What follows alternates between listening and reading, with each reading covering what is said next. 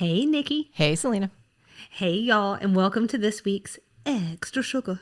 So earlier this week, we released our Anthony episode, and his rebound trip to Las Vegas was a perfectly adequate excuse to talk about something I've been eyeing for over a year now. And as you know, Nikki, all I need is a perfectly adequate excuse. Just thinking, whatever it takes to get you there. Just the loosest string from one thing to the next. And this is pretty loosey-goosey, but stay with us. I think you just described our podcast. The loosest string from one thing to the next. And just stay with us, you know? That should be our tagline. Sweet Tea and TV podcast. Just stay with us. Just stay with us. Stay around so you can hear Salina hit things at random during the episode. Because she will. She will do it. Anyway, so yes, loosey-goosey, but it's hard to not think of the Mafia when you think of Vegas. So today, I want to talk about the Mafia, but I don't want to talk about the Italian Mafia. I mean, I do. She's waiting for that loose thread. I do. Yeah, it's just not Southern enough. So what we're going to do instead is we're going to talk about the Dixie Mafia, a.k.a. the Southern Mob, a.k.a. the Cornbread Cosa Nostra, which is my favorite version, by the way. And Nikki, to get us started, just curiously, how much do you feel like you know about the Dixie Mafia, if anything? I wish so much I could be like, I actually read a biography of this group of people. I know nothing. I don't want you to do that. That is terrible. I know, it would just be fun for me because you just beat the game of... I just put you on the spot and that was the extra sugar. Let's grill Nikki for how much she knows. And then it'd be like, all right, that's this week's extra sugar. That sounds like a good time for no one. Let's not make that our tagline, okay? Sweet Tea podcast. Trying to do this not a good time for no one. Full time. Trying to get paid. Anyways, so I know that I've heard of them, but maybe more so in recent years. They're part of storylines and shows like Justified and The Righteous Gemstones. And then semi-recently, I was actually talking to my dad, and he used to be a police officer south of Atlanta in Henry and Clayton counties. And in the mid to late 80s, he told me that he had a few run-ins with the Dixie Mafia, including, if I'm remembering this correctly, he arrested a couple of people who then became unarrested. And then maybe he got in trouble for arresting them. So I don't remember which of those two counties it was, but here's something I can tell you. Do you want to go ahead and say your dad's name and where he's located now, just in case anyone's listening? I don't. Yeah, it's going to be a boring extra sugar. Sorry about that. So here's his address. Anyways, so I thought the extra sugar was going to be us watching the Mafia bust your dad. All right, or me. So whatever. It's probably fine these days. Don't worry about it. What I can tell you though, having grown up in the area, for about 40 years, there wasn't a Stockbridge police force, which is part of Henry County, and I'm pretty sure that's because of corruption. So just throwing some stuff out there. Here's what I'd like to do today. So I'd like to shed some light on who the Dixie Mafia is or was and their origins. And then I'd like to talk about some of the most interesting figures and cases that I've run across in this group's sordid history. Nikki, for listeners, please consider this more of a taster. I'm operating on secondary research, but there are several books, podcasts, and even one or two documentaries out there. I'll kindly ask Nikki to link to some of my favorites for those who want to explore further. I definitely recommend that you do. I've had some really good listens in preparation for this episode. Hopefully this will be a good listen for you. Because we're talking about a criminal enterprise, the roots of the Dixie Mafia are a little spotty at best. In fact, these people are usually behind bars, say it's not even real. It was a concept invented by law enforcement. But others might tell you that this loose-knit group of criminals got their start in bootlegging, something that we briefly covered back in season 4 when we talked about Southern ties to prohibition. Depending on the place and circumstance, they didn't stop at bootlegging. Rather, they were into everything from gambling rings and heists to extortion and murder. Quite a bit of murder, honestly. And like any good business, theirs was varied. It's important to diversify, as you well know, Nikki. I do know. And as the host of Southern Fried True Crime put it, excuse me, as she put it, there were, quote, corrupt businessmen, racketeers, extortionists, money launderers, contract killers, bank robbers, bootleggers, petty thieves, pimps, and drug distributors, all coming together towards a common, if nefarious, goal. Their heyday lasted from the early 60s until the late 1980s, though their activities were bubbling up far earlier than that. And I would add that in everything I've listened to and read, there was an alarming amount of law enforcement with ties to the Dixie Mafia as well. I think one of the more egregious examples was in 1983 when federal authorities designated the entire Harrison County Sheriff's Office as a criminal enterprise. This is in Biloxi, Mississippi. So, Oh, that tracks. oops. Yeah.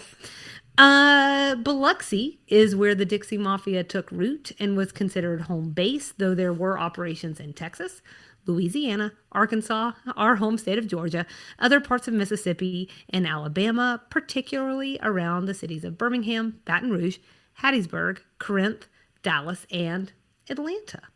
They also like to infiltrate smaller communities for crimes because it was harder to get caught in those smaller communities. So they were really quite the...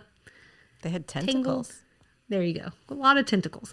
For the record, I said that tracks for Biloxi only because of the gambling ties, not because Biloxi's like a terrible place or anything. I mean, I don't know. I think we know exactly how you feel, Nikki. I know. I just want for the Biloxians out there, Belusians. I just want them to know. It's just your casinos that raise my eyebrow. I think you've made your feelings clear. No. So it's important to also say that they're not like Italian mafia, okay? Oh. They weren't connected by family or country of origin. And while some bigger names emerged, there wasn't like a true figurehead. If you had the money, then you had the power. Now, I would argue that was also the case for the Italian mafia, but it's a little bit more complex, I think. Individuals might have a code, but there wasn't like a Dixie Mafia code. There was only one rule. Thou shalt not snitch to the cops. It's funny, also my rule. I thought it was going to be get caught, but that works too. And maybe they would have been more successful if they had gone with don't get caught. Maybe. But let me tell you something. If you did snitch, God help you. Did So you get all the stitches? You know what happens. So they certainly weren't afraid to go after law enforcement and others who stood in their way, and sometimes in the most brutal fashion. So hopefully this gives you a feel for the kind of folks we're talking about here. Any questions before we move along? No? I wouldn't ask him if I did have them. I need plausible deniability. She's not trying to get killed. I can't know any of these things. I tried to know where your dad was just so we could get a little show going, but that was a no-go with you. Well, gotta protect Dad. So, okay, like I said, I've pulled some major Dixie Mafia figures, and along the way, we'll also talk about some of the lawmen they cross paths with, and and I do mean men. So first up, we have Kirksey McCord Nix. Nix is an Oklahoman from an affluent family. His father was a judge on the Oklahoma Court of Appeals, and before that, he served in the House of Representatives and the state Senate, and his mother was one of the first women in the state to practice law. Nix's parents did divorce when he was really young, and his mom remarried a wealthy oil man, and through this remarriage, his new uncle was a U.S. senator. I think this really distinguishes him from a lot of the Dixie Mafia members that I read about because he came from money, he had connections, and he had a lot of opportunities.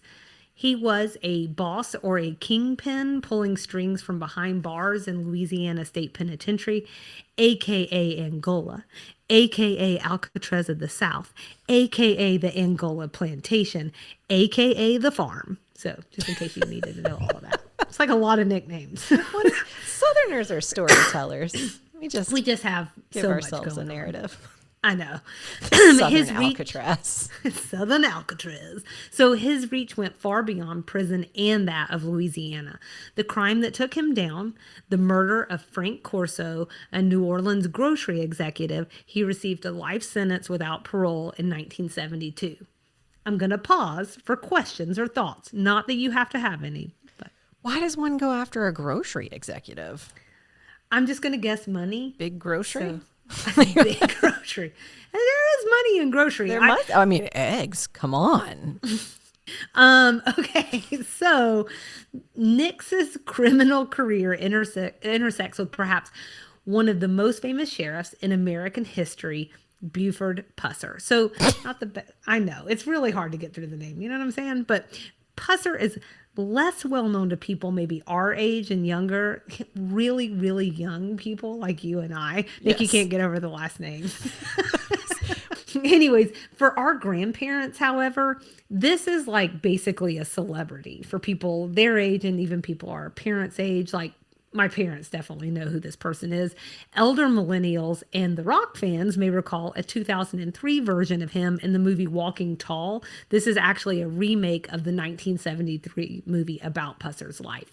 And I am really sorry for all the times I'm about to say his name, so try and hold it together, okay? Can you just call him Buford? Wasn't that his first name? Like, why do we have to I can call him Buford. Thank you. Well, I was trying to go with the reporter's tack of his last name. No. Let's call him Buford. That's That fine. works way better in writing than it does verbally. Okay, well, Buford was the sheriff of McNairy County, Tennessee from 1964 to 1970, and then he was a constable in Adamsville from 1970 to 1972. And he is, quote, known for his virtual one-man war on moonshining, prostitution, gambling, and other vices along the Mississippi-Tennessee state line. So you can see how his war on crime likely ruffled the feathers of some criminals nearby. On August 12th, 1967, this is what really makes him famous. He responded to a disturbance on New Hope Road with his wife Pauline in tow. I don't really understand why. I just That's a feel like it terrible was idea. I don't know if we're in the 60s of things or why that would happen, but it happened. Maybe Pauline was buff. She was a sturdy woman. Well, a car came up on them and opened fire, killing Pauline and severely injuring Buford. So they basically shot part of his jaw off, and he was in the hospital for 18 days after, and he had several surgeries to restore his face. You might be asking yourself, or even if you're not, we're going to talk about it. So, but how does Nix play into all of this? Well, he was the number one suspect for the slaying of Pauline and near assassination of Buford. Nix has never been charged and maintains that he wasn't involved. Pauline's body was exhumed last year after it came to light that there was never an autopsy. She was reinterred a few months later. The investigation, as far as I could tell, remains active. And after surviving 7 stabbings and 8 shootings, it was a car accident that took Buford out at only 36 years old. Good Lord. He hit an embankment at high speed and was ejected from the vehicle. The car then caught on fire and burned. The sheriff at the time said it was a drunk driving accident, but I will tell you that others suspected foul play. I'll take another quick pause in case you have anything. In my mind, I was thinking of this old gray Southern policeman. When you said 36 when he died, I was like, holy moly. It's a baby. Yeah, that's so sad. He's a baby, and there was a lot. There were like books about him. I think maybe there was like comic strips. He was just all in the culture at this time. That's crazy. I think he may have even been on the phone with the director or something that day talking about the sequel to Walking Tall. Oh. So Nix is best known for his involvement in the 1987 murder of Judge Vincent Sherry and his wife Margaret in Biloxi, Mississippi. So this is the case that came up the absolute most out of everything that I researched for the Dixie Mafia. This is a long and twisted tale, and because of that, I'm going to try and truncate some of this. But essentially, Nix was led to believe that Judge Sherry had stolen hundreds of thousands of dollars from him. A reminder, he is in jail. He ordered a hit on him from behind bars. The case went unsolved locally for 2 years. Then the FBI steps in 1989. That investigation goes on for an additional 8 years. It turned out that Judge Sherry's best friend and law partner, Pete Hallett, was the one who stole Nix's money and then led Nix to believe that it was Vincent Sherry. Man, what's wrong with people? I'm telling you. The closest we have to the full story would not come to light until 1997, 10 years after the murders. Hallett was sentenced to 18 years in prison, and Nix and the hitman each received life sentences. I'm going to tell you, it's way more complicated than this. And it's really, really, really fascinating. Another terrible fact in all of this is in between the murders and his eventual conviction, Hallett would go on to be the mayor of Biloxi. You just can't make this stuff up. Wow, that's crazy. One thing I didn't add here, but I will say, is that it was really the Sherry's daughter that kept this investigation going the whole time and seeking justice for her parents. And it sounds like she's a really interesting woman who was just really hell bent on doing something when something so unfair had happened to her parents. And their parents have an interesting relationship. It's just very layered and like, you can see why people want to talk about it all the time. I'll say that. And the last thing I'm going to share on this in particular is that where all this money came from that got the Sherrys killed in the first place was actually something called the Lonely Heart Scam. According to the FBI, this is where inmates at Angola, again, that's one of the nicknames for the Louisiana State Penitentiary. The Alcatraz of the South. Alcatraz of the farm. The farm. Okay? So the inmates there paid guards to use prison telephones and subsequently placed bogus ads in publications targeting gay men. And in these ads, they claimed to be gay and looking for a partner to move in with them. And those who fell for it would eventually be told they needed money to leave where they were so that they could be together. They hooked all kinds of people, and in addition to scamming them out of thousands of dollars, they also extorted them and threatened to out them if they didn't get what they asked for. That's so horrible. Like you said, pieces of crap. So not only a problem that persists through history. It really does. Not only through today, one might say. Today. This very day. But not only was Nix the ringleader of this scam and making a ton of money doing this, his ultimate goal was actually to buy his way out of jail. That's a tall order from someone serving a life sentence without parole. You got to have goals, Salina. I just think expect it also him to hang it all up. He's got a business exactly. to run. But I think that also speaks to just how dirty law enforcement was. He must have thought he had someone. Like, why would you just do that for no reason? It didn't matter. Greed got him, and greed ultimately got the Sherrys killed. Nix is still alive, by the way. And in fact, in December of 2023, he made headlines again when he was trying to get released from prison due to health issues. So, the thoughts, comments? I don't mean to keep putting you on the spot. I just want you to know that you can jump in whenever you want. But how does NASCAR play into all this? Is NASCAR completely unrelated to the Dixie Mafia? They had more to do with bootlegging? So I think I say this, I have this in the conclusion to kind of like tie things back into like things that we've talked about and things to do with designing women. So I'll just go ahead and rip the Band-Aid off there, at least in this one aspect. So back in season 4, when we meet Big Daddy and Big Daddy comes in and he has the moonshine for Bernice and everything, you know, we use that as a way to very briefly mention bootlegging when we did our Prohibition episode. A huge part of Southern culture.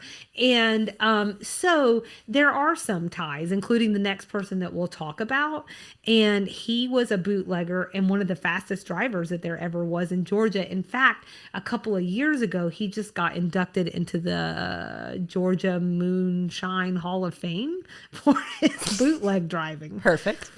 So, so it does relate. And then those bootleggers go on to be some of the founders of NASCAR, if I'm remembering this correctly, or at least some of the big drivers in the beginning. Mm-hmm. And they sort of use those skills, but like on a track instead of running liquor. Mm-hmm. So in a productive way, one might say. Right. And I'm really glad that I knew the answer to that. Got scared there for a second. I was like, NASCAR? What? You just think we're just talking about like all activities of the South? I just thought we were talking about stuff. I don't know. I cleaned that up. You said this was a Southern podcast. I thought we were going to talk about stuff. Man, I feel so bad that I don't have more NASCAR for you. Kidding. Maybe next time. You do know I grew up around a NASCAR track, right? Yeah. Okay. I thought you knew all. I tried to get away from it. Understandable. That was my goal. Again, bad Southerner. Okay. So The next person I want to talk about, while a stone cold killer, I have found to have many redeeming qualities, and my affection for him is not just because he is from the Peach State. That man is Billy Sunday Burt, the most prolific killer in our home state's history. Have you heard of Mr. Sunday Burt? I have not, but I'm fascinated to hear why he's worked his way into your heart. That's good because you don't have a choice right now. I also would like to lobby that we change his name to Billy Burt Sunday, which is what I kept calling him. But, his sons probably don't want to do that. That's okay. So, unlike Nix, Burt was born into extreme poverty in Winder, Georgia in 1937. He didn't have access to a higher education or the same opportunities that Nix did. He didn't regularly attend public school even, and also had a pretty severe speech impediment. Burt initially did have regular jobs in sawmills and construction, but as he later shared, he was, quote, enticed by the easy money that came along with crime. So he wasn't trying to sugarcoat it. He just wanted some money. I'm going to rely a little on a Jackson Progress article I found because they do a nice job distilling his resume. So Burt, quote, found work as an errand boy, driver, and contract killer for bootleggers and other criminals. I need you to be my errand boy. Yeah, of course. What can you pay me? Well, it depends. Are you going to kill people for me too? Oh, yeah. I don't know. Those two just didn't feel like they fit together. I imagine the killing came much later. Okay. Right? Okay. I think this is probably a little later. I'd like you to be my Uber Eats delivery person and also contract killer. Can you think anybody's trying that through Postmates? Can you be my Instacart shopper and contract murderer? Yeah. But he did that contract killing for bootleggers and other criminals in, I'm sorry, I should know this, but is it Barrow or Barrow County? Barrow? I've always heard it Barrow. Okay. Like wheelbarrow. Sorry, you can tell I grew up on the south side. But Barrow, Hall, Jackson, and Gwinnett County areas. Home, Nikki, home. He was willing to, quote, steal from, burn out, bomb, or even kill the competition. He hijacked sugar trucks, stole and stripped cars, and helped run insurance scams when he wasn't actually moving liquor from stills to retail outlets. And so you think that was like his LinkedIn tagline was willing to bomb, burn out, whatever you need? I mean, I like to think it was, honestly. I might be changing it on mine. So we'll see. Burt smuggled drugs from Mexico, stole cars, and robbed banks on his own time. He even shot his own brother in a fight that broke out in a pool hall that he also owned. I just want to say for the record, based on the story I heard, his brother was being kind of an ass. Sounds like he deserved it then. You get what you get. You don't fuss a bit. What's that now? You get what you get. You don't fuss a bit. So I've read several sources that claim he killed 56 people, and some believe that tally is higher. In terms of his position in the Dixie Mafia, he's often described as more of a ringleader, particularly here in Georgia. He was respected, he was listened to, and he was also feared. Burt would eventually land on death row for the 1973 murder of R.O. Fleming and his wife Lois, an elderly couple in Rennes, Georgia. And I believe a life sentence for the 1972 murder of Donald Chancey, who I think was another member of the Dixie Mafia. Burt died in 2017. He was still in prison, having at the time served more than 40 years. He maintained the entire time that he did not murder the Flemings. For Burt, I want to talk about three things: a confession, a recently, quote, solved 50-plus-year-old murder, and an unlikely friendship. So I'm going to hop into the confession unless you have anything for me. Well, I'm hoping that maybe the unlikely friendship with like Bambi or something is what we're going to learn about that wove his way into your heart, because so far, Salina, I'm not seeing the redeeming qualities and I'm starting to get a little nervous. I'm like, he murdered everyone. I was waiting for like a Robin Hood moment or some sort of like... I have some examples. Murdered old people? What? I have some examples at the end. Okay. So on May 7th, 1971, two pathologists, Doctors Warren and Rosina Matthews, were murdered in their Marietta home. It appeared to be a robbery gone bad. Is it not wild hearing about all these places that you know so well? Yeah. Okay, so the police wouldn't receive their first big break until a few months later in July, when a woman came forward, Deborah Ann Kidd, because she was arrested for shoplifting, so she didn't come forward. She's doing another crime. But anyway, she offered up information on the murders in exchange for immunity. So she implicated herself and 9 other people. The 7 men in the group who were prosecuted became collectively known as the Marietta Seven. 6 received life sentences and 1 was sentenced to death. Here's where it gets wild, and I'm not even including Georgia's Supreme Court decision requiring one of these guys to get a bullet removed from his back to see if said bullet matched bullets on the scene. Spoiler alert, it did not. That sounds like free healthcare to me. Just getting by with stuff, you know? Sounds good.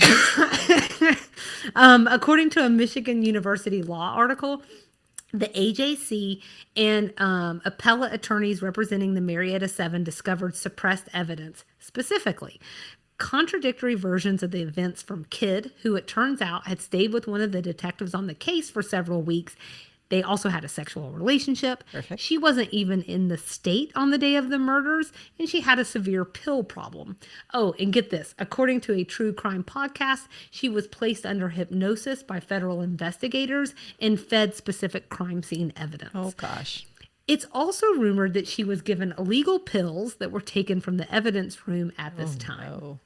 So a federal judge eventually overturned the convictions of 2 of the men in June of 1975. Here's the kicker. Cobb County dropped all the charges by September. The reason? Billy Sunday Burt. See, his former associate, Billy Wayne Davis, everybody's got 3 names, you know, through a complicated series of events that I'm not going to go into, he snitched on Burt, and he was the reason that Burt wound up on death row. So right after being sentenced to death in the Fleming trial, he confessed essentially on the spot to the Murphys murders, taking down Davis with him. He had nothing left to lose and only revenge to gain. Thoughts or comments? Are we getting to that part where he redeems himself? I think this was redeeming. He got those 7 men from death row. Or one of them. Motivated by revenge. But yeah, okay. That is true. That is true. But who among us hasn't felt motivated by revenge a time or 2? Sometimes it's the spite that fuels me. Well, let me tell you what's hitting me, because everybody's like, so much crime. The 70s, man. Wild. This is wild. It's just a crazy time.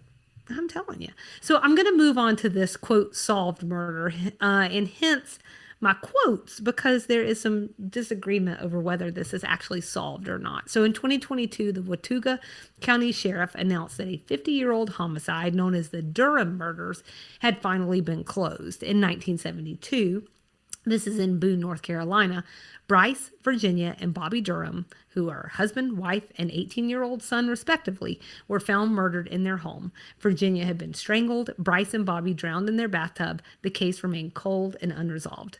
That is until 2019, when investigators received a tip from Shane Burt, that is one of Billy Sunday Burt's sons, who claimed that his father had confessed the murders to him during a prison visit. Shane and his mother had been doing research for a book on his dad when this all came to light. Not suspect at all for a book promotion. Mm-hmm. In addition to Billy Sunday Burt, 3 other perpetrators were identified. Only one of them is still alive, Mr. Billy Wayne Davis. That's right, the man responsible for Burt winding up on death row. His interview, along with 2 additional sources corroborating evidence from the scene, is what helped to close the case. Ironically, the investigators also noted the circumstances of the Durham murders were similar to the Fleming case, the murders that Burt adamantly denied for the rest of his life. So Burt's eldest son, who goes by Stoney, however, claims that his father had nothing to do with it because, and get this, he was killing someone else. Well, that's ironclad. This is a bold alibi, okay? But further, while yes, his father was a murderer, he also had a code. So according to Stoney, he didn't kill old people and he didn't torture people because he was a contract killer. It was business and nothing more. So I told you I'd end on something professional with good. a heart of gold. That's what that sounded like. I told you I'd end on something good, something a little sweeter, which is an unlikely friendship that developed between Burt, the most dangerous man in Georgia, and Douglas County Sheriff Earl Lee. Now, Nikki, it is not going to be a Bambi story, so just get it together, okay? Okay. All of this also sounds like a Chicks song. It's the introduction of Earl now and Yeah, exhuming bodies and removing bullets. Yeah, it's all feeling very familiar. Okay, so Bert had at one time been paid to kill the sheriff when he was coming out of church, and he had accepted it. He was going to do it. And then he had a change of heart when he came out of those doors along with his family, and he decided that he just could not go through with it. Years later, when Bert was in prison, the two became friends, and Sheriff Lee found ways for Bert to spend time with his family, and later he would bring Bert to God. He even got Bert out of prison and took him to be baptized in a church with his family present. This literally changed federal laws to ensure that a baptism like this would never happen again. Before this, sheriffs could pretty much do whatever they wanted with any prisoner. Oh. So, not exactly Bambi, but it is an unlikely friendship between a killer and a sheriff. So, there you go. I don't know. In the Dixie Mafia, though, is that really that unlikely? When it's a good guy. Okay. Like, so Sheriff Lee was, he's got several different things named for him in Douglas County, and he actually is like a stand-up individual. And he, I didn't go into a lot of details, but he did a lot to take care of Bert's family, because Bert's family didn't have anything to do with all of these crimes, and they needed help. And he really stepped up to the plate because he felt he was just a good Christian man. So anyways, but nice. Yes, I agree with you. If it was something like nefarious, then I would say, yes, this is just like normal. And he was helping him do crimes while he was behind bars. But he was very, like, even when they went and did the baptism, he was very clear. He was like, if you try anything funny, I will kill you. Mm-hmm. Good for him. While Bert should surely have been held accountable for his crime. So I'm not saying that shouldn't have taken place. Again, I have to say, I just have a little bit of a soft spot for this guy. It has a lot to do with the podcast that I listened to, but I'll get to that here briefly. His first murder, as I understand it, was to protect a woman from a rapist. And then while on death row, he stopped two white supremacists from killing another prisoner just because he was black. That man was later found to be innocent of the crime and set free, and he publicly thanked Bert for saving his life when he was let go. And Bert took a mentally handicapped kid under his wing. This kid was also on death row. They put that poor kid to death, and he had the mental capacity of an 11-year-old. So there's just something about him that speaks to me. And I would point people to In the Red Clay, which is a podcast. I had mentioned his son earlier, Stoney. And it's really a podcast about a father-son relationship. It's about redemption. It's really beautifully done. There's 2 different seasons. One talks about all about those Durham murders that they've now assigned blame to Bert for, even though he swore up and down that he never had anything to do with that. And the first season really focuses more on his son. And actually, his son owns a distillery and restaurant in Sugar Hill. So I think I'm going to pop in there one day. You've probably seen him in the news. Oh. This was a really big podcast, and it's actually brought in people from all over the world to go to this distillery. So it's like a recipe that they've had in their family since like right after the Civil War. It really interesting guy from all things that I can tell. All right, there's no great way to do this transition, so just roll with me here for a second. I wanted to connect at least a couple of things back to Designing Women if I could. We already talked about one, so I'm not going to go into that again. But we also had a connection to Delta Burke specifically in our book club episode. In her late 90s memoir. So there was a bit in her story about her taking Black Beauties. This was a pill that was basically legalized meth at one point and eventually made illegal. She first got a hold of them in the UK and used them to maintain her weight. If you remember, we did talk about that. Those were a huge product move by the Dixie Mafia, and it's featured a lot in the narrative about Billy Sunday Burt, who also used them. The undercurrent of these stories is that a lot of these guys were, in fact, quite strung out on drugs. So that's in the mix as well. But again, if you're interested in these stories, there's way more to them. I read a ton of articles. Like I said, In the Red Clay is a fantastic podcast. I would also recommend Gone South. That will give you more information about Kirksey Nix, the Lonely Heart scam, and the Sherry murders in Biloxi. Southern Fried Crime, episodes 91 and 194 are both about the Dixie Mafia. Very interesting. So thank you, Nikki, for indulging my request to cover this very interesting, very dangerous part of Southern history. And thanks, y'all, as always, for listening. You know the drill. DM us, email us, or find us all over the socials. Nikki will be sitting here looking at me befuddled at why I love this man, Billy Sunday Burt. And that's this week's Extra Sugar.